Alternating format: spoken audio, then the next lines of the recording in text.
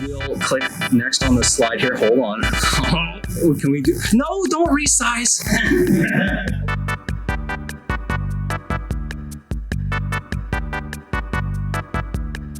Been partnered for just like 9 months or so now. I guess credentials wise, I average about 130 viewers. I have 6,500 followers on Twitch, 3,500 on TikTok. I have a Discord with 800 community members in it. It's a lot of fun. This is what I love to do. I love entertaining. I love, I was going to say presenting, but this is pretty new to me. I've never done this before. So it's a little bit different live than it is from my computer.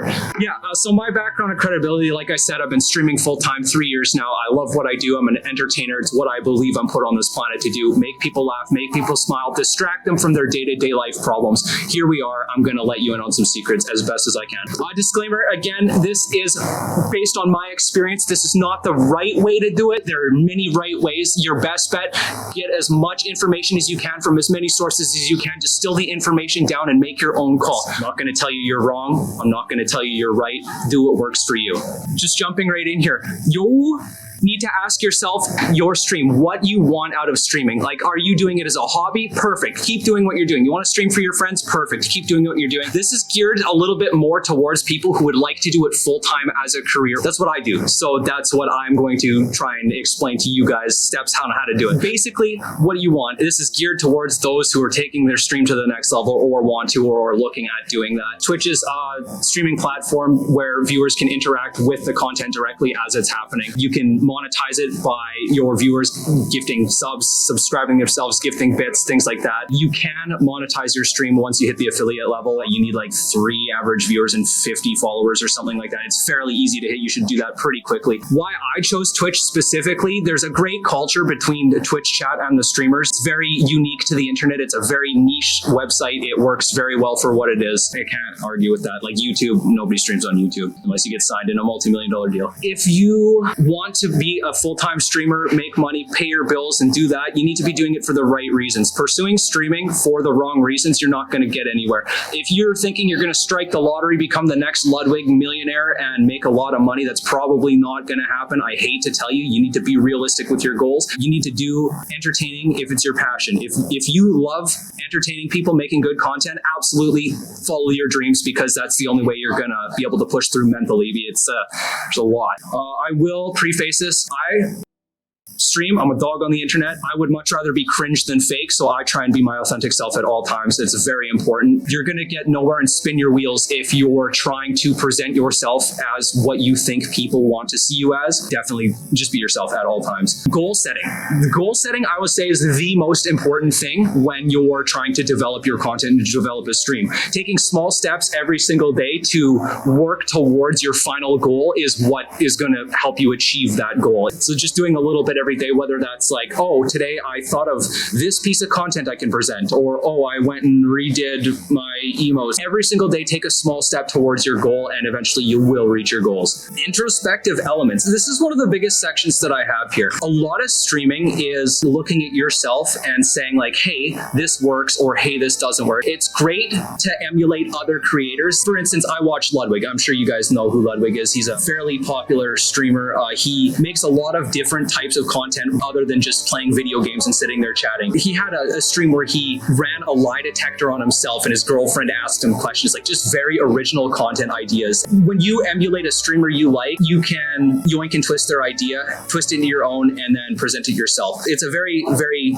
good way to start out. However, I will say it's still extremely important to cut your own path instead of just copying someone one-to-one. You need to put your twist on it, make it yours, and present it as your content. You can't just copy someone one-to-one. It's very important to be yourself on the internet. There are lots of different types of streamers. You have people who sit there and play games. They're like really good at the game.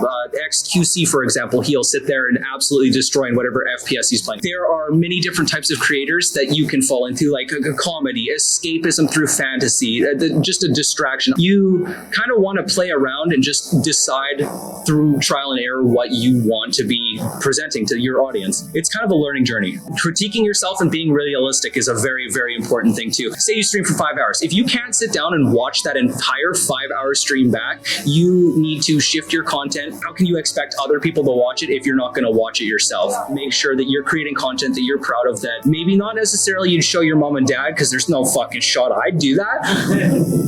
But you want to be proud of the content that you create, and you want to be able to watch it yourself. That is very important. Don't give a fuck. Unashamedly be yourself. This is probably the most important point of this entire presentation. I presented myself in a way where I'm like, oh, this is what the viewers want to see. This is what I think they want. As soon as I stopped giving a fuck, I was like, I don't care anymore. I'm just going to be myself and do what I want to do. As soon as I hit that, it was the TSN turning point for my stream. Literally all of the metrics just skyrocketed, and it was like, okay, this is what's working. This is what's working. Unashamedly be yourself and don't give a fuck what people think. If I can drill it into your brains, that is the most important thing out of this entire presentation right there. There are 9.5 million unique broadcasters on Twitch every single month.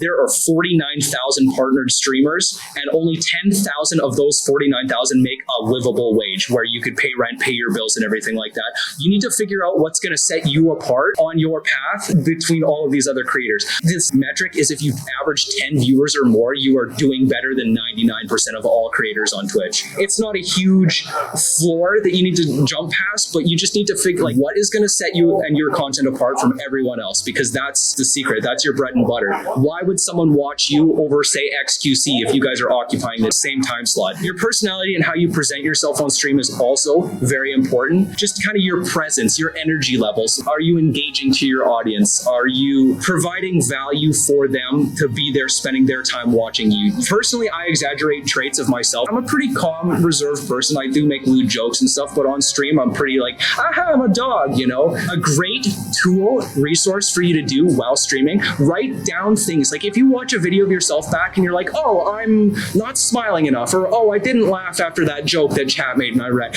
Make sticky notes for yourself and paste them all over your monitors so you are consciously looking at them while you're streaming. It's a great way to remind yourself, like, I need to engage and read chat more, or oh, I need to be more appreciative of people who donate. Like whatever they are, the sticky notes are a great resource, and it's something that you can look at as you're streaming. It's not like slapping you in the face, but it's still there, and it's a great, great tool to have. That's what I did, just sticky notes all over my monitor. The most important thing, be true to who you are, be true to your content, and you know what? You're going to garner a like-minded audience, and that's the best you can do. Kind of look at your content as well introspectively and look, how is it personal to you? Like, is the game you're playing your favorite game of all time? Do you like what you're presenting? Do you like the content you're making? You need to make sure that you're enjoying what you're creating, because that is very important. It's going to come across in your presentation at all times. Like you're going to be like, yeah, I'm enjoying this, versus like getting absolutely destroyed in Dark Souls, which I did once. You sit there, you get absolutely wrecked, you're frustrated, chat's not having fun because you're not having fun. If you're having a good time, your chat and your audience will be having a good time. It comes across 100% of the time, and it's very important.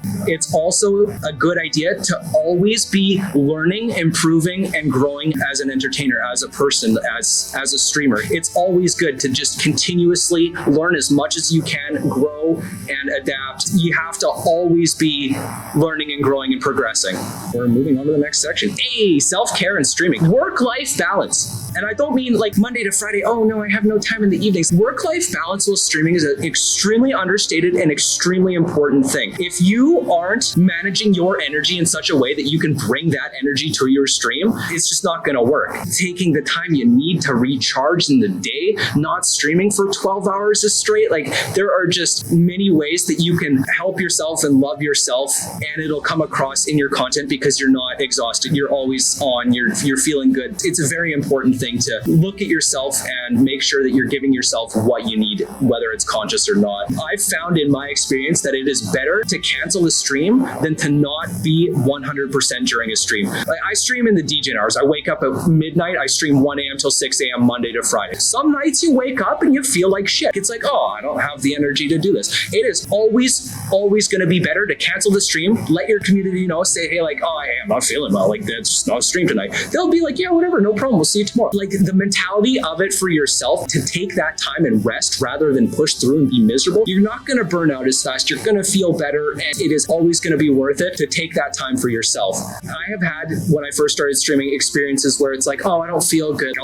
I'll push through and whatever. And you know what? Like my energy's down. I feel down. The vibes don't come through to the audience and they're down. You want to be 100% every time you stream. And again, this is my experience. It's very, very important. I can't stress that enough. Energy management during day-to-day things, I would say, is like my biggest focus in life. As someone who does this full time, I'm always aware, like, oh, I need to go grocery shopping today. I need to walk my dog. I need to make dinner and then eat dinner. It's like, is that going to leave me enough time to sleep or rest before stream? You need to make sure that you're managing your energy in such a way that when you are live, you have that full 100% energy to deliver your content. That's very important. And I don't mean like over the top, overacting, like just having the energy come through, like narrating what you're doing on screen. It's very good to just have that energy available if you need it for whatever you need it for. And digging into reserves, that's where you start burning out. Very tedious balancing act once you kind of figure out your stream schedule and how you work with it. But energy management is one of the most important things that you can do for yourself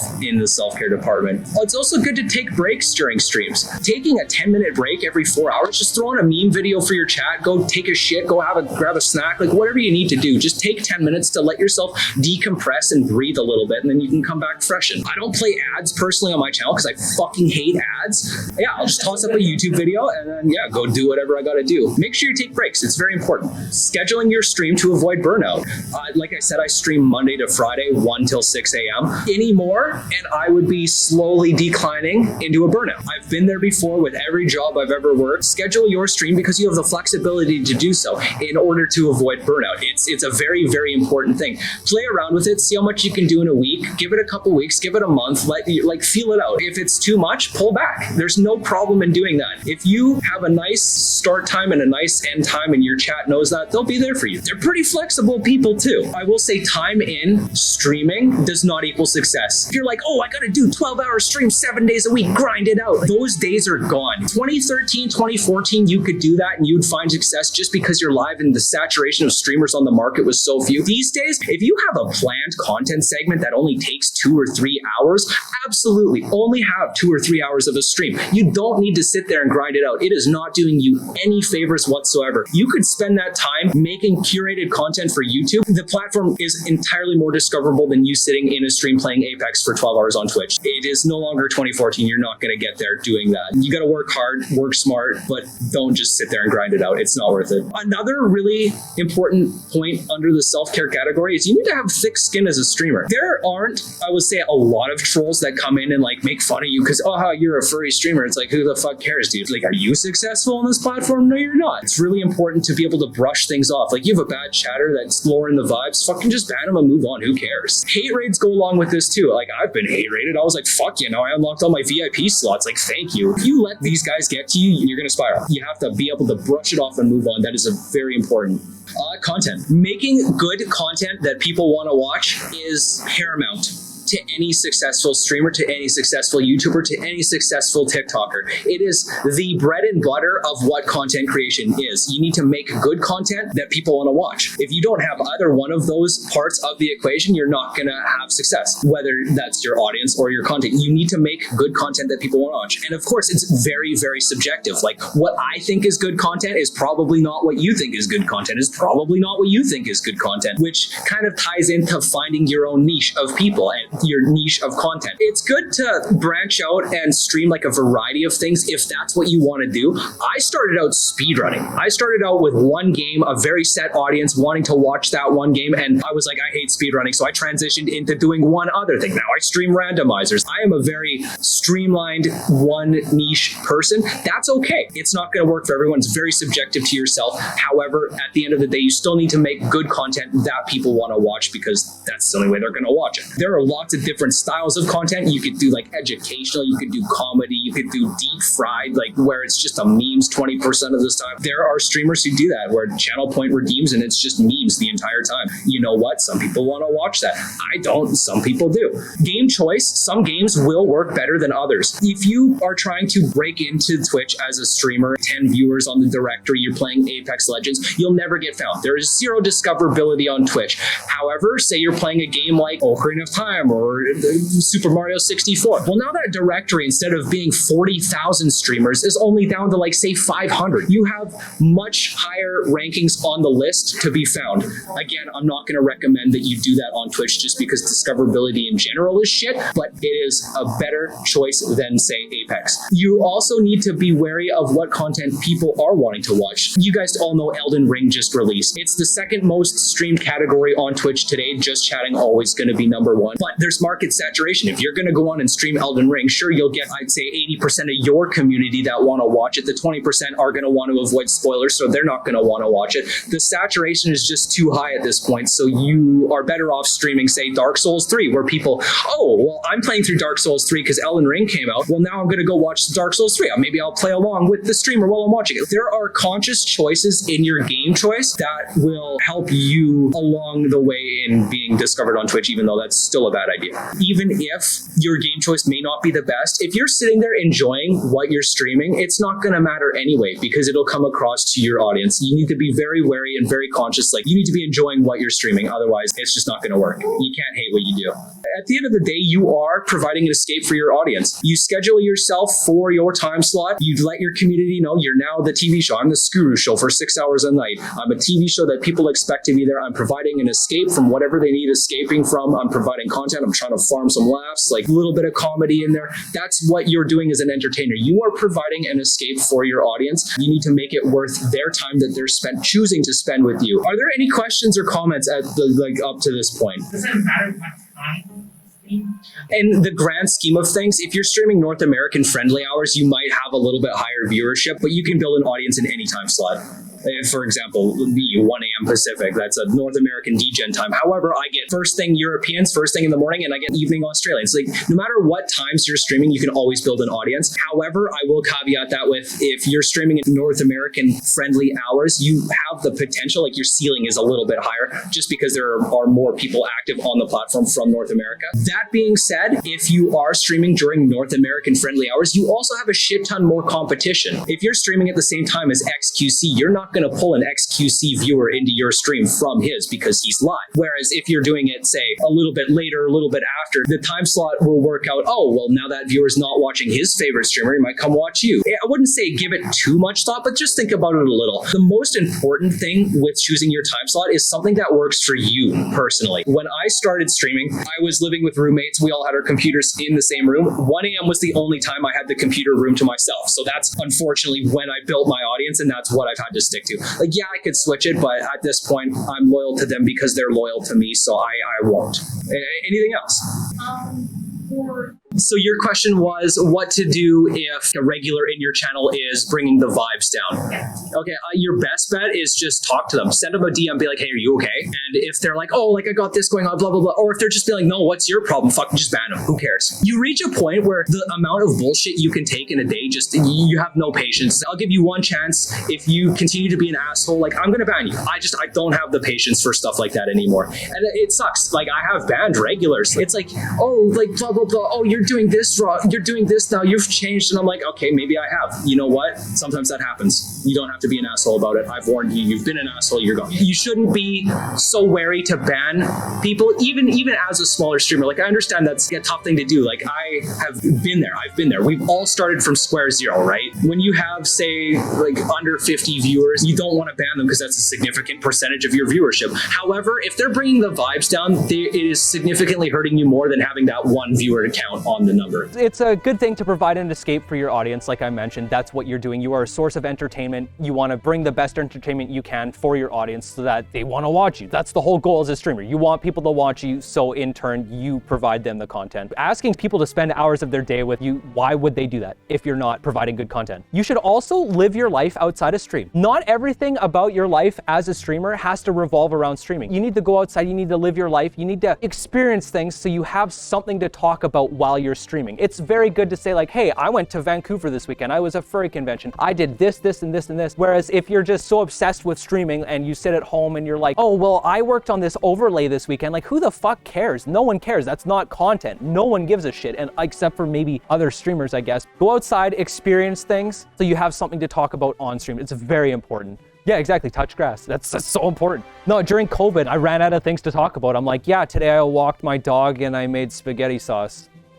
No, go out, experience things so you have stuff to talk about. I'm gonna shift gears a little bit. Using streams as a base framework to make curated content for other platforms is gonna be a really, really good thing to think about for you. What I mean by that is, think of a content segment. Like for me, I played Jackbox on stream for the very first time about a month ago. And I was like, okay, I can frame this for YouTube. So like I do a YouTube intro, like, hey, what's up? We're playing Jackbox today. I got some friends here, like we're gonna be doing this. Frame your content on Twitch for YouTube and then either edit it yourself, hire an editor, whatever you wanna do. Cut it up and then bring it to YouTube. YouTube has a very, very, very powerful content algorithm that's going to deliver people content in very different ways than Twitch does. Same with TikTok. So you want to make sure your content is on a platform that allows for discoverability to bring people to your Twitch stream. Guys in the industry like Devin Nash or Harris Heller, they'll tell you that extensively because they have successful YouTube channels. I did it completely backwards. Don't do it like I did. Make a YouTube channel first and then bring those people to Twitch. It also lets you hone the kind of content that you want to make and hone your personality as a presenter too. It's a very, very good resource and tool to have. Of course, I'm not going to tell you to stop streaming and exclusively make YouTube content, but just be aware that that is a very, very powerful tool that you can use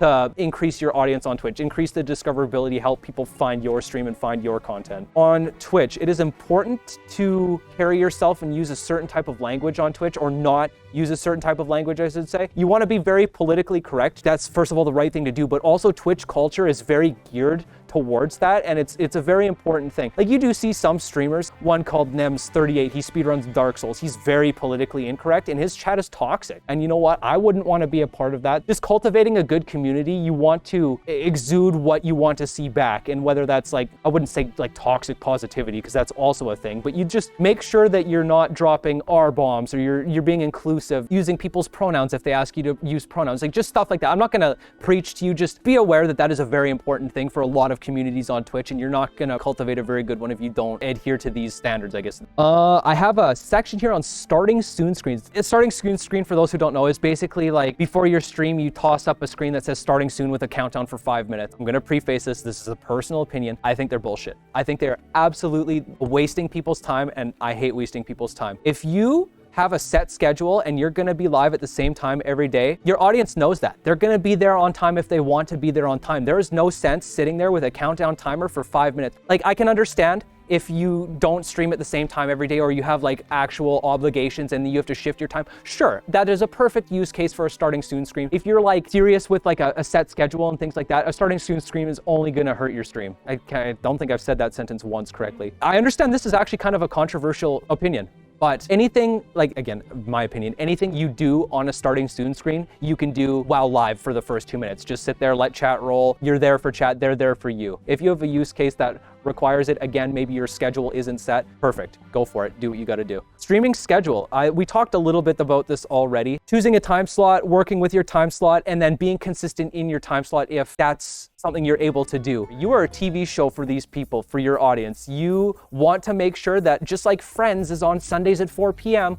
you're on at your start time. If you can't be on, let them know. Just say, hey, like I'm gonna be late. Always communicate with your community. It's very, very important. They will appreciate that. And of course, show up next time. I wouldn't even say it's a delicate thing. Just make sure that your time slot, if you have set your time slot, you're on time, you're punctual, because assuming you're like-minded in this context, you're going to be taking this seriously like I am, right? Stream start time, make sure that your schedule is consistent. And I don't even mean like every day at 1 a.m. like me. Like if you have, say, Mondays at 4:30 p.m., Sundays at noon, because I'm off work, make sure that you're there for that, or you're letting people know if you're not gonna be. Special events versus everyday content. So I stream primarily right now Ocarina of Time randomizers. So I'll sit there, I'll put like 30% effort into the game itself, 70% into like a just chatting, entertaining, hanging out with my chat, talking about stories, things like that. However, I try to do 1 or 2 days a month where I'll do a special event. Like, oh, I played Jackbox for the first time. Oh, I made a duct tape dummy on stream with my roommate because I'm getting a first, like something out of the ordinary that you can throw in as a new segment of content so that it's fresh and people are like, oh, special event. I might show up for that. Like, I haven't seen a stream in a while. Like, we'll go check that out. Cooking stream is a great thing to do. Just throw a webcam on your stove and make a pizza or something. Something out of the norm, completely out of your wheelhouse that you can try on stream like once a month or so just to shake it up is a really, really cool thing to do. So I have a little section here under content on VTubing versus facecam. I'm not sure if you saw the panel last night. It was like an introduction to VTubing and 3D models and things like that. I used to stream with facecam. I did for about 2 years. And then I was like, nah, I want to be a dog. So I bought a $50 base model on Gumroad. I learned to retexture it. 12 hours, I retextured it. You can also do PNG. Like, this is a PNG tuber here. It's piped through Discord. So when I talk, the mouth opens. And when I don't talk, the mouth's closed. There are also 3D models. So like I have a 3D model, leap motion tracker. I think it was like $100 and I have pause. You can see that like moves around, pretty neat.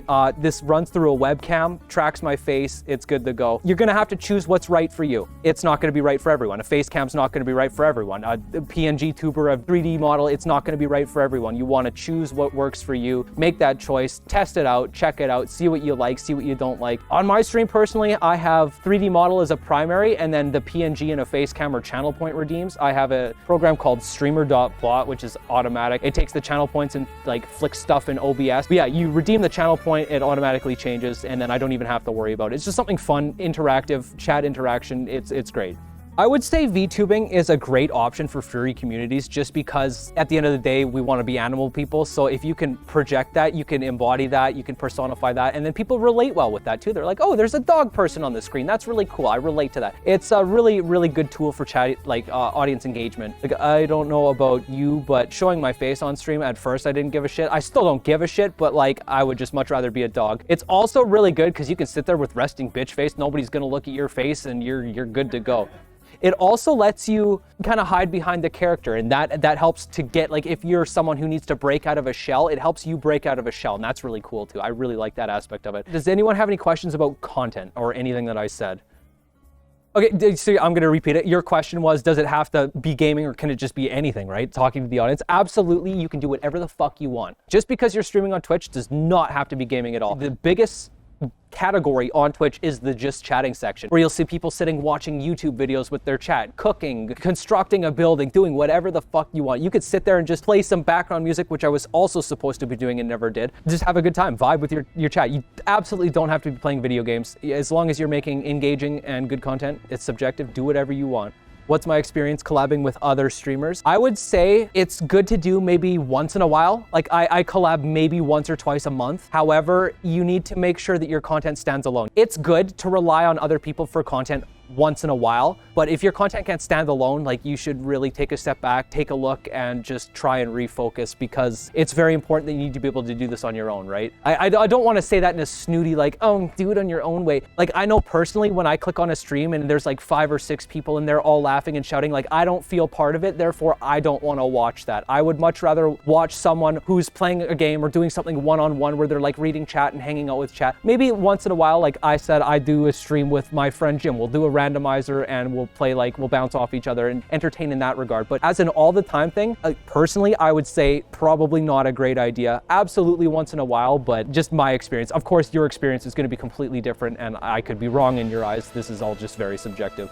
So you're asking how I do my channel points, whether or not I overload, and how do I do the redeems. So I wouldn't say I have overloaded channel points. I have a few like gift redeems. Like I said, I have a program called streamer.bot. It's free. It's absolute dog shit. Don't get it. It's terrible. It'll automatically link my channel points to scenes or like filters in OBS. So just fun little things that the viewers can click on to interact with the stream directly. I think that's a really good thing. I would say maybe not too many. I think I have like 3, 6, 9, 12, 15, 18 15. And I would say I probably wouldn't have more than 20 just overall, just because then it gets cluttered and people have no idea, like you're paralyzed by choice, so to speak. But having like a range of points, anything from say like 200 points to 200,000, just so like the people who are there longtime viewers have something to spend points on. Channel points is a very new feature still, and I'm still learning and still figuring it out, but just to have a few is always going to be good. Okay, we're going to move on to metrics. Metrics are going to be the absolute best resource for you as a streamer to learn about your stream, what's going on and how you're doing. You see some people, they're like, I don't even look at the metrics, I just go with the flow. Like, no, in my opinion, you should be looking at metrics because it is your best tool. Why and how you should be using them? You should be using them not only during your stream, but overarching throughout the month to just track like, hey, I had this stream where I tried this game. Was it good? Well, metrics say it wasn't good. So maybe we'll try that 1 or 2 more times and see if it improves. If not, we won't do that anymore. It's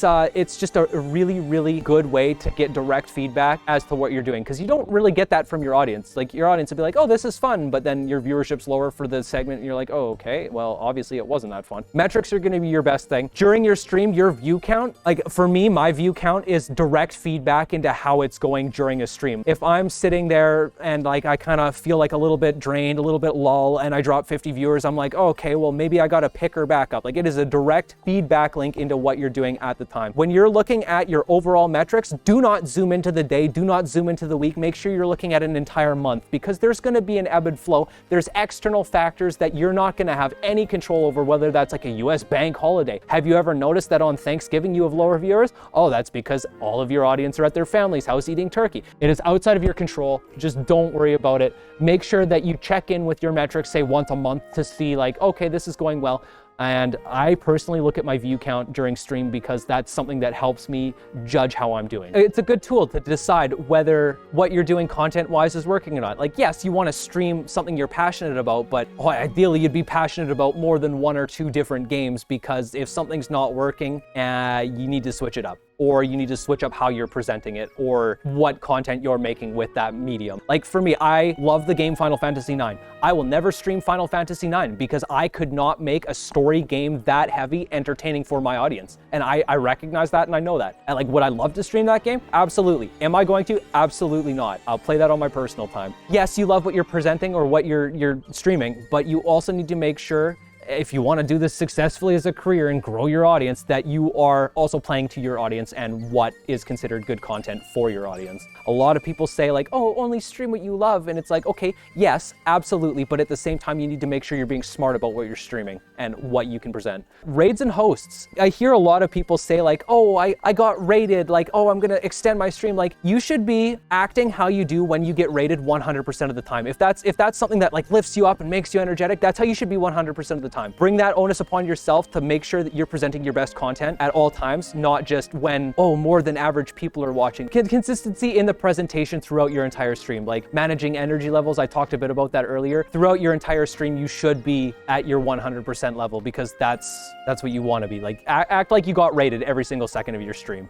You should be presenting yourself as an individual way to every viewer. Absolutely, that's a great way of saying that. So when you grow your channel a little bit, possibly getting Twitch partnered, they also exclude hosts and raids, embeds from your partnership applications. So you need to have that organic growth leading up. Raids, they're not organic growth. Yes, you'll get a few extra eyes on your stream for a stream, but it's always good to go into your metrics after a stream, take a look at what your raid host percent was for the stream, and then do the math to take that from your average viewership, because that organic number is the number that Twitch looks at. It's the number that you should be worried about. Host raid percent, like you're gonna mouse over and see like, oh, for this stream it was whatever 8%. I can't see that from here because I'm blind. If you take that from your overall average for the stream, so 8% from whatever 170, like you can do the math and figure out what your organic view count for that stream was, and then that's the number you should be focused on, because that's the number Twitch is going to be focusing on while you're doing like your partner push or whatever you want to do in that regard. It's a very, very good way of looking at that, and it's very important that you recognize that raids and hosts aren't everything. They are an an extra set of eyes on you, but overarchingly, you want to create the organic viewership rather than just, oh, I got rated, like I have 30 viewers tonight instead of 20, like, ooh, cool. Like, yeah, it absolutely feel great because like you were chosen to be rated. Overall, I hate to say it, but it really doesn't matter. Just like a follower count on Twitch really doesn't matter. It's not a metric that means anything. Subscribers on YouTube,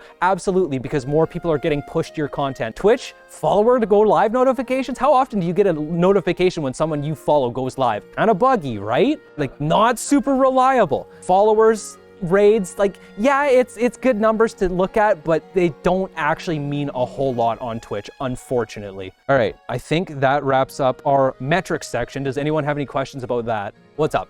Your question was, how do I deal with dead air on the stream when chat isn't engaging? Personally, I don't have dead air. I just talk. Like I talk, I'll have maybe 20 seconds of dead air. I'll talk about stories about my life. If my chat's dead and I'm sitting there, I just default to what I'm doing in the game. My thought process to what I'm doing in the game. I play randomizer, so I'm like, oh, well, we've checked Jabu's Billy. Let's go take a look at the dongos. I haven't done these checks over here. I wouldn't say dead air is a bad thing, but just make sure that your content is coming across while you aren't talking about something specific. But your best bet's gonna be talking about your life, talking about your experiences, your stories, things you did, because that's what chat's there for, right? They're there to engage with you. They're there to talk and hang out with you. So if you're talking about things that you do in yourself, like that's going to be probably one of your best avenues of content, other than like say scripted content or comedy, improv, things like that. It's just one resource in a toolkit. If nothing else, default to talking about what you're doing in your game or in your just chatting stream. If you're making a pizza, like talk about the ingredients you're using. Just make sure that, like, I wouldn't say like blab on and like fill it with nothing, but make sure what you're talking about has, you know, some substance. Metrics are your friend. Yeah, they are.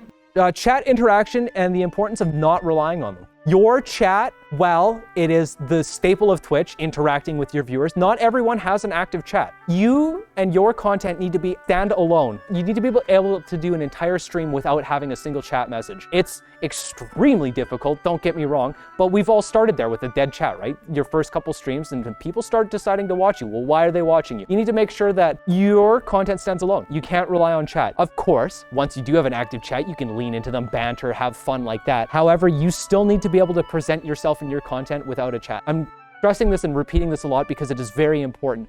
So like what I do when I stream is I'll have chat up on my stream, like my OBS screen. Not only is this great for engagement because you type something in chat and you see it come up on the screen, you're like, ha, that's me. Like that's a great thing for engagement, but it's also a great thing for your content curation because you see it come up in the VOD, you see it come up on screen. Like, yeah, some people sometimes say some dicey things, but if you delete it, Automod will pull it right out. I would say having chat on screen somewhere is just a good idea if it fits within your scope of content. Like if you're speedrunning and stuff and you need a clean output of your game, obviously don't put it on your game, put it somewhere else. I think having chat on screen is a really, really good idea just because the nature of streaming and then the nature of content curation for other platforms to have that. So yeah, community, chat interaction, the importance of not relying on them. I will say it again, it is really important that your content needs to stand alone. If you look at some of the biggest streamers like Ludwig, XQC, they're not reading chat, they're not bantering with chat, they are providing their content and then chat is along for the ride. It's only small, mid, and like larger creators where you're looking at chat, you're bantering with them, but the ultra large chats, you have 40,000 people in chat, it's scrolling ridiculous. You can't read chat realistically. Like your content needs to stand alone. So it's kind of like a full circle thing where in the middle, you're able to look at your chat, but at the smaller end where you don't have viewers and at the top end where you have mega viewers, you're just not able to rely on chat for your content. It's good to practice. How can I explain this? So like my special event streams I do once a month, like I'll do cooking, I did duct tape dummy, I did Jackbox. For those streams, I'm usually removed from my chat. So I'm actively working on presenting my content without relying on chat. Like I'll take a look once every couple minutes, like while I'm doing it. I did a stream where I'm renovating my travel trailer and like I'm out there doing electrical work, just like talking, providing the content, check chat once in a while. It's a good thing once a month to just like in your special content stream, for example, don't look at chat. See if you can present your content without relying on the chat banter. Things to talk about while you're entertaining. Yeah, your life, game itself, come up with improv comedy. Improv comedy is going to be extremely underrated in your Twitch journey. Think of streams you watch, you're usually watching to laugh or because they're entertaining in that regard. You want to be able to farm your Keck W's and your lol dubs and like try trying to be funny is different than organically being funny. Be conscious, watch comedy, learn comedy, inject that into your content, because comedy is going to be a staple in almost every single stream. Unless you're like playing a sad game and crying, then it's probably going to be crying. This is going to tie into something I talked about earlier. Unashamedly be yourself and give no fucks. It's going to build a community of like-minded people. Very good for organic growth, which is something that you want. Building a community of like-minded people allows you to foster like a great wholesome place to be. It turns into a very wholesome and uplifting place for you as well as your community members, where people can be themselves without fear of judgment, where you can have that almost safe space to just go and do whatever you want. In furry circles on Twitch, my chat's known as the horny chat, and that's perfectly okay. No, I'm dead serious. It's a problem. It's marked 18 plus, which is absolutely fine. We don't break TOS or anything, but people are allowed to be their weird DJ selves in the chat. Like that's what it is. I've created a safe space for them to do that. Like, have your like-minded people feel welcome and open in your space, because that's just the best way to do it, in my opinion. Having places for your community to be is also important. Like, I have a Discord channel where I'm like, hey, I push a button on my stream deck, it pops out the socials links. Hey, come join the Discord. Like, that's cool. We have dank memes. We have the lewd channel if you confirm you're 18 plus, whatever you want. Have a place for your community to be, whether that's a Discord channel, a Telegram channel, a YouTube page with YouTube call out posts, like whatever. Just have somewhere where your community can be. This is also a really double-edged sword. As soon as you have that, you have somewhere to post a go live notification. Oh, I have 800 people in my Discord. Hey, add everyone, I'm live. Now 800 people just got pinged that I'm live. That's a really, really good way to cultivate the business side of it. Create the community so that you have that space for them, but also you can use it for your streams and your go live notifications. Hey, I just dropped this piece of merchandise. Go check it out, guys. Add everyone, or add here in the channel. This kind of goes into the calls to action section. If you're streaming, say, hey guys, like, you got a Twitch Prime available once a month. Use your Twitch Prime. Well, some people just forget. They're like, oh shit, I have a Twitch Prime available. Like, a calls to action is very, I wouldn't say it's like super important. Maybe do it once or twice a stream, but just say, hey, like, hey, you guys like the channel, you want to support me? Tier 1, Twitch Prime, you know? Frame it in a way, obviously, that's organic and not just like, hey, give me money, because that's terrible. Make sure that once in a while you're reminding people, because some people need to be reminded, like, oh shit, I have a Twitch Prime. That it is an important thing to do. And of course, like a YouTube content, like, hey guys, subscribe to the channel, like, woo, yay, the subscribe button. Calls to action are important. They shouldn't be understated. Use them sparingly, but use them effectively. Yeah, reminds your audience to do things because they genuinely forget. As a Twitch streamer, somebody subscribes to your channel, make sure that you're showing your genuine showing your genuine appreciativeness for that like, they just give you money. Like, they, for absolutely no reason, just gave you money. You have, oh, your sugar daddy comes in once a month and drops 100 subs. Now, the 100 subs has been completely devalued. Like, no, you need to make sure that for every single thing that happens in your stream, that you are showing the gratitude that you feel towards that. I can be a robot sometimes. I'm like, oh yeah, thanks for the tier 1. But then, like, I sit there and I'm like, actually, like, that person, who knows what their financial situation's like? Maybe they're a millionaire and it means nothing to them. Maybe that was their last $5 and they decided to subscribe to your channel because they appreciate you and what you do for them. You need to make sure that you take a step back and then show your appreciativeness for that. It's very, very important. If you go into it with a sense of entitlement, like, I'm providing you content, you have to tier 1, in my opinion, not the way to go about it. Maybe it works for some people. However, it's not something that I would try or go about just because it feels wrong. Something I want to talk about here, what do I have? Parasocial relationships. I'm not sure if you guys are familiar with the phrase parasocial relationship, but it's basically a one-sided friendship that people on the internet can develop towards content creators, influencers, figureheads, people like that. I watch Streamer A. I think I'm friends with Streamer A because I watch all his streams. Streamer A may have 500 viewers, but I'm his friend. That is a parasocial relationship. As a streamer, they can develop where you are now in a parasocial relationship with some of your viewers, where they're like, oh, hey, dude, like, I had a bad day. I'm like, I'm sorry that you had a bad day, but I am not here to be your friend. I am here to entertain you. Obviously, as smaller communities, like, it's going to be more tight-knit and you're going to have the energy and availability to do that. But as you grow and grow your platform and grow your audience, you are not going to be able to do that. And you need to be aware that parasocial relationships will pop up. They are very real and they can be kind of sketchy. When somebody's like, oh, I gifted 100 subs in your chat. Uh-oh, now we're friends. Now I'm in a weird position because you just gave me $500, but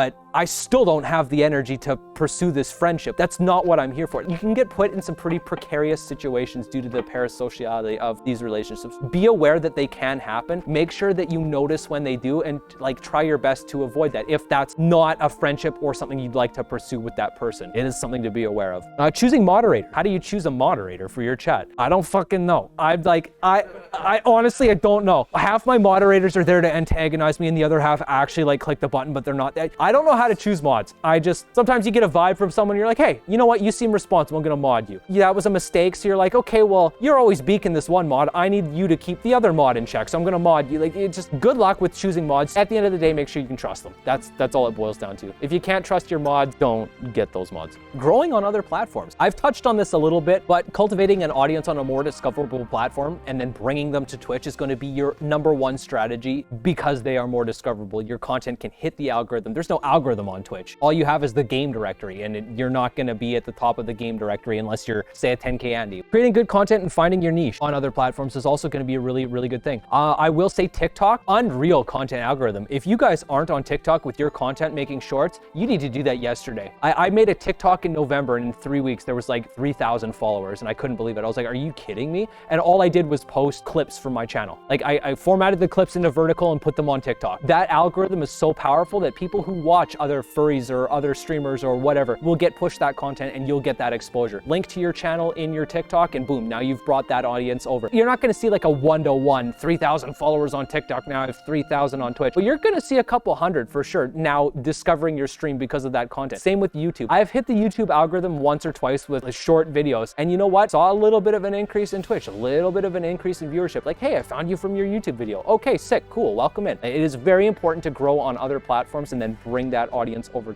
I will say there is a good significance on organic growth versus like a raid. Like say you get raided and now there's 50 more people in your chat than there normally is. If you like the stream, follow, sure, but you probably realistically might see 1 or 2 of those people come back as an organic viewer on your next stream. So organically growing your viewership and base is going to be your #1 priority. And what I mean by organically growing is presenting yourself, presenting your content. Like someone new comes in, hey, welcome in, dude. Like this place is fucking scuffed. Click the big red X. You don't want to be here. They're probably going to stay. You have to make sure that you're welcoming to new people and they say, hey, like, welcome in. Marketing yourself. Holy fuck. How much did I write? Jesus. Okay, so marketing yourself, branding. Your branding is going to be the most important thing that you can do. Consistency in branding between platforms, naming simplicity. These are things that most people don't think about. You guys have heard of Moist Critical? Penguin Zero, Moist Critical, spelled with the #1. People somehow find him, but you are not Moist Critical. You do not have 10 million people who know your name already. You need to make sure that your name and your brand presence is simplistic enough that you can Google search it and oh, there you are. I have a perfect real life example of this. I used to work at a tech startup here in Vancouver. And my boss's last name was Kronstein. His email was dkronstein@companyname.com. And I'm like, are you fucking brain dead, dude? Nobody can spell Kronstein. I was Skuru @companyname.com. Like not actually my real name, but you know, just the thought process, it took 30 seconds to think about that. Same thing with your Twitch stream. If you're like Dr. Cooter Killer 69, all these numbers and letters throughout, like you are not gonna be discoverable. You're not gonna be findable. When I started on Twitch, I was Skuru Wolf because that was, well, Skuru was taken. So just nice and easy, me, and then Wolf. I wasn't even a wolf, I was a dog. Fuck, it was a mess. I am now Skuru on Twitch, nice and easy, 5 letters. Just keep it consistent between platforms as well, of course, if you can. Naming anything is hard. Twitch panels, like things you have under your Twitch page. Simplicity is gonna be key in everything you do. I have all of these linking to my website for each of those things. So like YouTube links to YouTube, obviously. Twitter links to Twitter. Just nice and simple. Emotes panel, you can see what emotes we have, what the stream schedule is, and then everything else links external, nice and clean. You can see that on all devices. Absolutely crucial in branding is making sure that it reads on all sorts of different devices because you have no idea whether someone's looking at your stream on a phone, on a tablet, on a computer. This is my offline screen, for example. Like me, cool, other platforms I'm available. Thank you for watching my website. Simple, done, branded, nice, cool. Make sure you keep that in mind when you're branding your page. So collabs and networking, I know we talked a little bit about that, but making genuine friendships with other streamers is a really good thing. Collabing once or twice a month, really good thing. Just to cross-pollinate your audiences, show other people, let other people get shown your channel. Yeah, organically growing alongside friends as well as doing collabs is a really, really cool thing to do. I did it the hard way. I did it nearly all solo. Don't do it like I did. What do I use for my merch? Okay, very, very great question. Streamlabs has a merch section for, I think it's like 150 bucks a year. When I originally made a Streamlabs merch store, it was still free back in 2019. I was so angry at Streamlabs from charging $150 a year that I found out who their supplier was. It's called Printful. You can go through Printful and do the drop shipped. You can absolutely make easy templates for your merch, and you can sell them on your website through a WooCommerce storefront. And it's the same quality. It's the exact same supplier that Streamlabs uses. You will need to have your own website and integrate it with like a WooCommerce into your WordPress backend. High quality. Oh, I do 95% of my merch through them. Like just, this is my website landing screen. It has a Twitch embed right here that's not loading with like chat and stuff. Shop. So this is going to be the online store that's integrated in the website, like different types of merch, t-shirts, stickers, things, small things. I've priced my merch in such a way that it is the lowest profit margins because I would much rather see people own something they'd want to own rather than me make an extra 15 bucks for a t-shirt. I literally don't care. I don't make money off merch. That's not what it's for. Landing page, having your social media links is going to be your best friend when you do eventually want to make a website. I do also have a bunch of different like fun domains that point to my Twitch stream. Like I have onlyfurs.ca, skuru.dog, like just like a bunch of fun novelty things. Like you could just like play around with your chat, like create memes, have fun with it. What you want versus what you need is not necessarily going to be the same thing. Like what you want in a streaming setup, like, oh, I want like a 3090 Ti so I can stream VR. It's like, well, realistically, until you're making money with that 3090, you probably shouldn't be buying a 3090. You don't need to. That's not what it's about. Don't spend your money on crazy tech right away. Capture card is something you're probably going to want if you're streaming any console games. Just buy a decent capture card. You can get like an EVGA, a USB slotted one for 80 bucks. Absolutely worth it. 4K 60 frames. That's what you want, something nice and cheap, something easy. I will stress, quality of your audio on your stream is going to be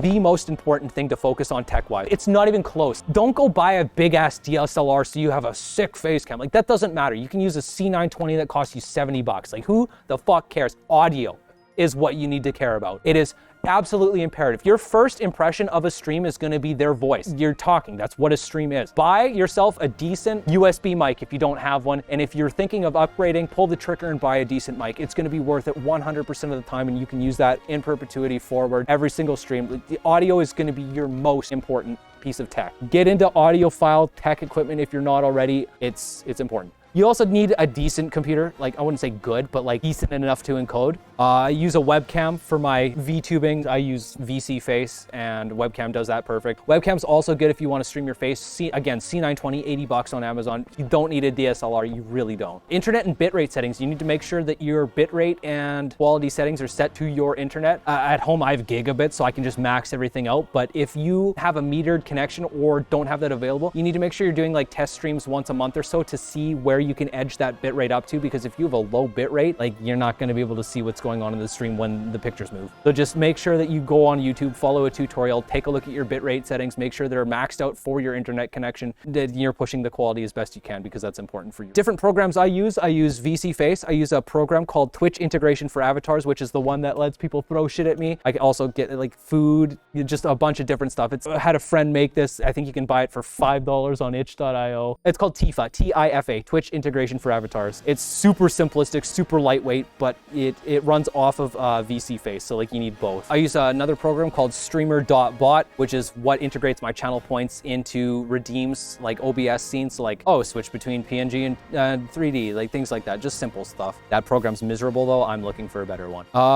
Importance of tags on Twitch. Recently, I think it was probably 6 or so months ago now, Twitch added the furry tag. If you do not have yourself tagged as a furry and you're wanting to create create furry content, make sure that's in your tag list, because I would say probably 40% of my discoverable traffic from Twitch is from the furry tag. So the importance of tags, like normally you don't think they're super important, but that one is a good one to use if you're considering yourself a furry streamer. Your stream layout, overlays, UI, transitions, it all doesn't matter. If you are spending any sort of money on them, you have wasted your money. Do not spend money on UI, transitions, starting soon screens. It doesn't matter. All that matters is you're making good content that people want to watch. You look at some of the biggest streamers on the platform, they don't have prettified streams with overlays that are all nice. They have a fucking webcam on their game and they're sitting there yelling. It is about the content you make, not what your overlay looks like. It does not matter in the slightest. Some people argue that through the teeth and say, oh, well, my transitions. Well, if you want to spend the time yourself and go do that, absolutely, but don't waste money on it. It's absolutely pointless.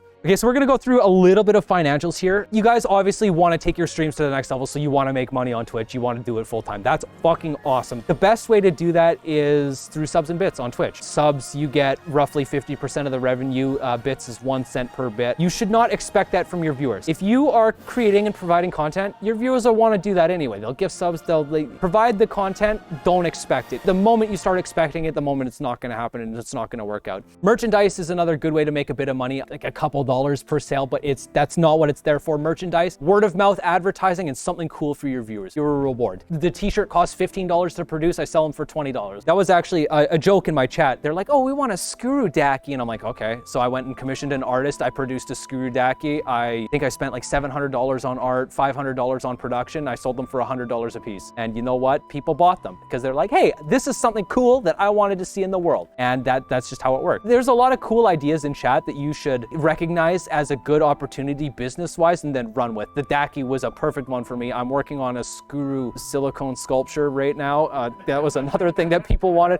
We'll see how that goes, but view everything through a business lens. Like, how can I monetize this? If it seems like a good idea that's viable, that's not harmful in any way, that people will think is cool and you think has a shot, might as well try it out, right? Like, what's the worst that can happen? You lose a couple dollars? That's life, right? What to spend your first Twitch paycheck on? You know, Twitch $100 minimum threshold payout. What you should spend that on? If you don't have a USB mic, get a USB mic. Second thing, spend it on an editor for curated content for YouTube. If you don't have the time because you work a day job or you hate editing like I do, I spend money on an editor. I get him to edit all my videos and I'm like, hey Hunter, like I want this edited. He's like, okay, cool.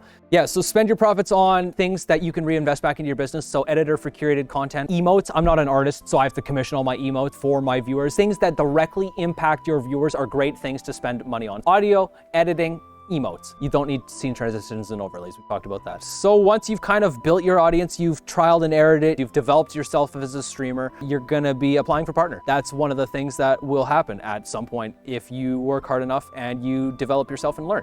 So treating your partner application like a business application is your best way to go about it, because you are a business approaching another business for a business deal. You need to pitch yourself as a business. Talk about your metrics, talk about your audience, what you're bringing to the table, and why Twitch partnering with you would be beneficial for Twitch. So this was my partner application. Just 2 pages, nice and concise. I just talk about what my audience is here. It's an LGBTQIA audience. Like, we have a very diverse people. 90% of them are identifying as somewhere on the LGBT spectrum. I'm bringing people to the platform from my other platforms, which is good for Twitch because, oh, now people are subscribing to my channel, which is bringing money in for Twitch when they normally wouldn't have been on the platform. Metricizing things, talking about like, oh, this is my average viewership graphed in Excel. This is my projection where I'm gonna be in 6 months. Make sure to emphasize in there like your organic growth, how you've grown, like why decisions you've made that have led to successes, things like that. I do want to talk about sponsorships a little bit too. Most sponsorship emails you get, 99% of them are going to be scams, especially if you're less than 1,000 viewers. Like, it is just straight up absolutely not worth your time.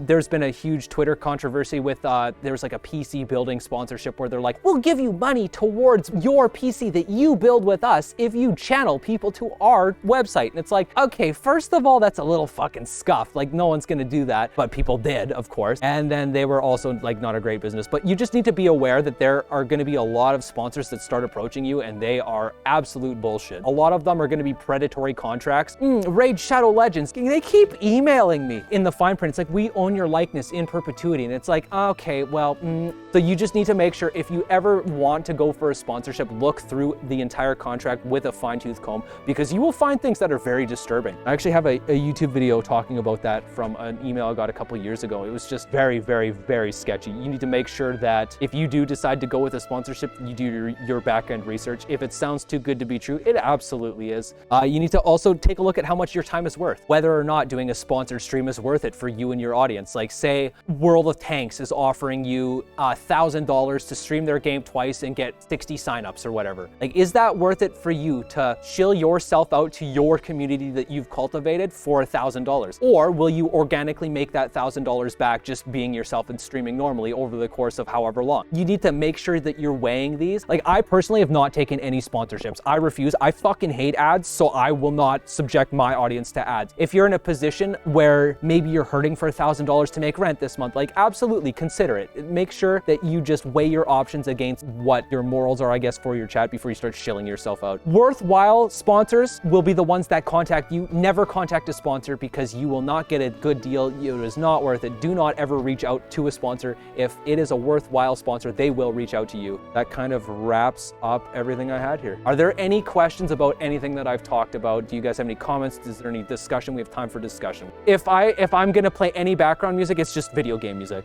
DMCA laws are way too fucking sketchy at this point to even go near that. So just I go like a symphonic Zelda mega mix or whatever and then play that. Music's not gonna be your main focus or your main goal because of DMCA laws. So like personally, I just use YouTube. I know there's like a Twitch service that sometimes still gets you DMCA'd no matter what you do, but yeah, music's really sketchy. There are services like Walking Dock Records or whatever Harris Heller's lo-fi beats are that you can use. You pay a subscription fee or whatever for, and then you play that. Or personally, if I need a background track, I'll just go find a video game soundtrack and then put that on. Oh yeah, for sure. Okay, I could do a little bit of backstory.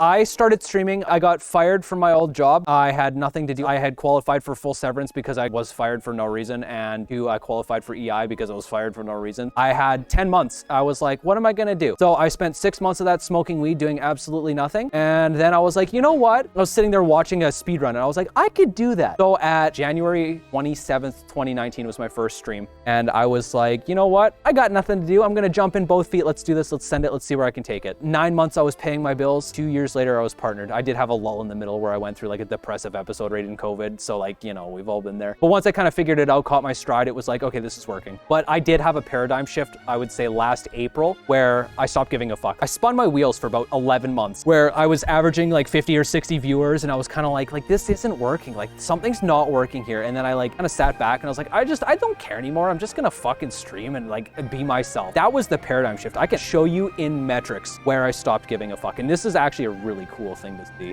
So I was averaging, roughly 50 or 60 viewers, and then it would have been boom, mid-April, right there. I was like, I don't give a fuck anymore. I'm gonna just be myself and have fun with it. And you know what? The growth is metricizable, and it is something that I will stress forever. Be yourself unashamedly and make good content that people wanna watch. And I think that's kind of where I'm gonna end this presentation. Thank you guys so much for being here. Thank you for watching, and thank you for coming out. Thank you guys. Yay. Oh fuck, I didn't even show that on the stream. I did this so poorly tech-wise. This was a mess.